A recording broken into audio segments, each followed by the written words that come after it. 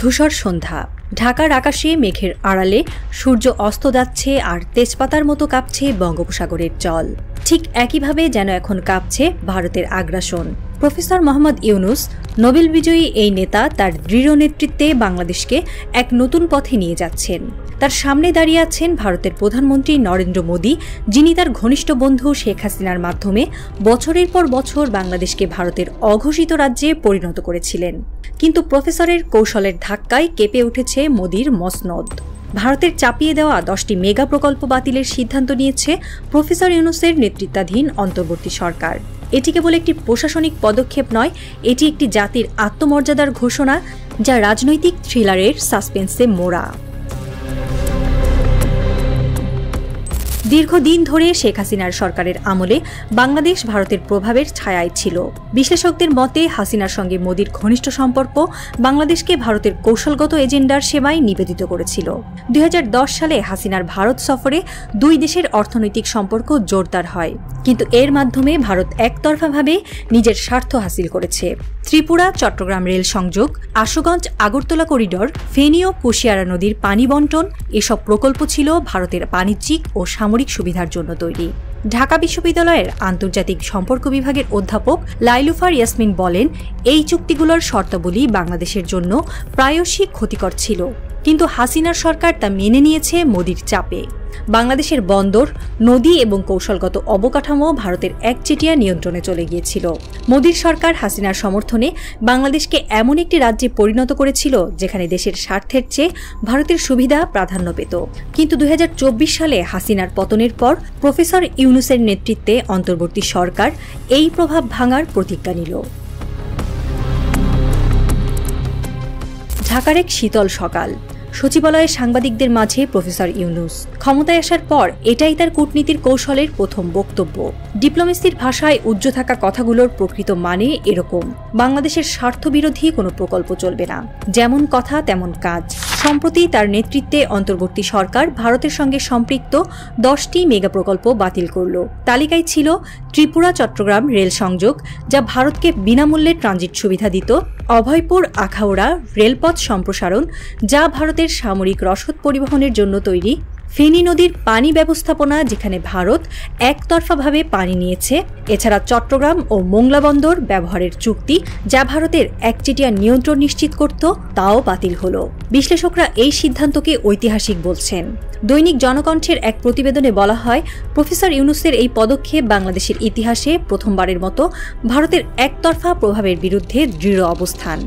আন্তর্জাতিক সম্পর্ক বিশ্লেষক ডক্টর মোহাম্মদ শরীফুল ইসলাম বলেন, ইউনূসের সরকার কেবল প্রকল্প বাতিল করেনি, তারা বাংলাদেশের কৌশলগত স্বাধীনতা ফিরিয়ে এনেছে। তবে কেউ কেউ আশঙ্কা প্রকাশ করেছেন। বিশ্লেষক লাইলুফার ইয়াসমিন সতর্ক করে বলেন, এই চুক্তি থেকে বেরিয়ে আসার সুযোগ নির্ভর করে তাদের শর্তাবলীর উপর। ভারত সহজে এই ধাক্কা মেনে নেবে না। সিলেট শিবচর সংযোগ প্রকল্প, যা ভারতকে বাংলাদেশের ভেতর দিয়ে উত্তর পূর্বাঞ্চলে প্রবেশের সুযোগ দিত, বাংলাদেশের সেনাবাহিনীর নিরাপত্তা ঝুঁকি চিহ্নিত করার পর বাতিল হল। পেট্রোলিয়াম পাইপলাইন সম্প্রসারণ, যা ভারতের জ্বালানি বাজার দখলের পরিকল্পনার অংশ ছিল, তাও বন্ধ করা হলো। বিশ্লেষকরা বলছেন, এই পদক্ষেপগুলো বাংলাদেশের সার্বভৌমত্ব রক্ষার জন্য অত্যন্ত গুরুত্বপূর্ণ। জনগণের মধ্যে এই সিদ্ধান্ত ব্যাপক সমর্থন পেয়েছে। সামাজিক মাধ্যমে প্রফেসর ইউনূস ট্রেন্ড করছে। একটি এক্স পোস্টে বলা হয়, প্রধানত এসব প্রকল্পে বাংলাদেশের প্রাপ্তির চেয়ে ভারতের সুবিধাই বেশি ছিল।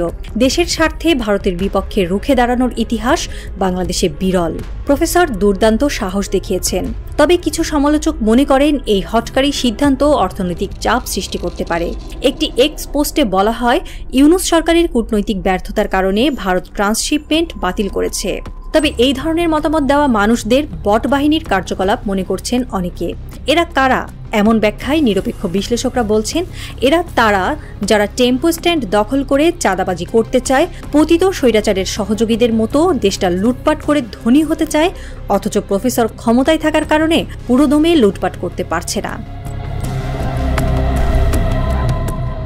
ইউনূসের এই পদক্ষেপে দিল্লিতে তীব্র প্রতিক্রিয়া দেখা দিয়েছে। ভারতীয় মিডিয়া বাংলাদেশের বিরুদ্ধে অপপ্রচার শুরু করেছে এটা দাবি করে যে ইউনূস চীন বা পাকিস্তানের প্রভাবে পড়েছেন।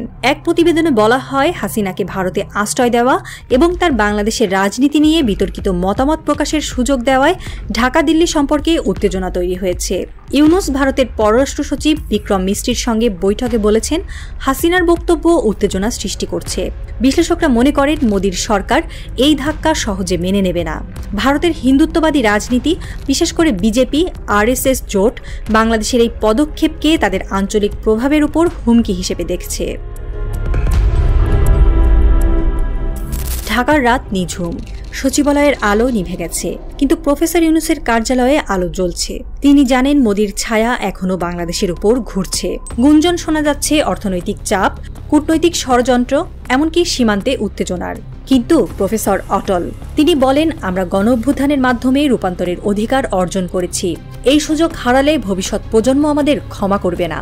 নোবেলজয়ীর নেতৃত্বে বাংলাদেশ এগিয়ে যাচ্ছে একটি স্বাধীন আত্মনির্ভর জাতি হিসেবে। জনগণের কণ্ঠে গান, আমরা বাংলার মানুষ, আমরা ঝুঁকব না। কিন্তু রাতের নিস্তব্ধতায় একটি প্রশ্ন ভাসছে, মোদির পরবর্তী চাল কি হবে? ইউনূস কিভাবে এই চ্যালেঞ্জ মোকাবেলা করবেন?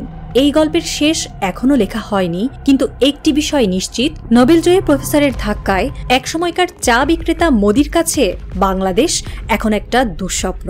মোদির বাংলাদেশকে শোষণের রাজনীতিকে রোজ কবর দিচ্ছেন মিষ্টি একটা হাসি দিয়ে যেই লোকটা, তার নাম প্রফেসর ইউনূস।